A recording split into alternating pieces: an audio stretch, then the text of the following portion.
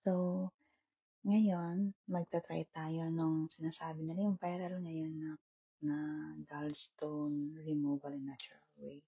So, meron akong apple cider dito which is 100% apple cider. Meron siyang may mother, na siya. And then, itong baso na to, meron siyang lamang olive oil.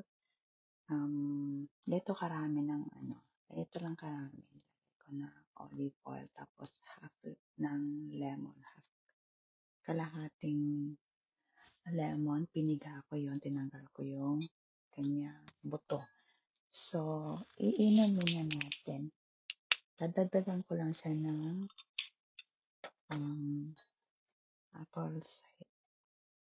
apple juice.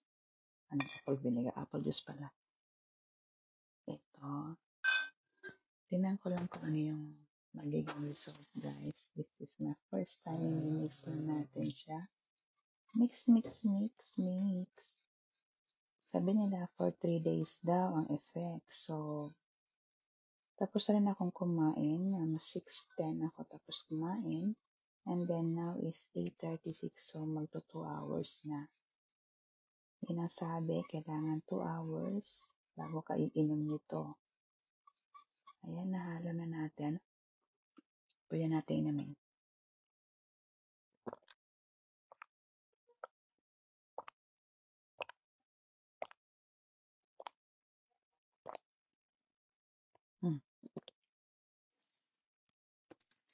Mas nalalasahan ko yung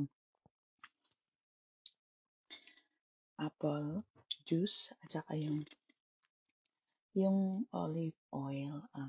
Ano lang siya, dito lang sa bibig natin, dito lang sa may labi. Nag-oily. After kong makainom nito, they said, maybe tomorrow at 9 o'clock pwede nang mag-breakfast. So, try natin. So, that's all for today, guys. So, abangan kung meron bang gallstone na lalabas, diba? Kasi this is my first time and I don't know kung may effect sa akin yan. Okay?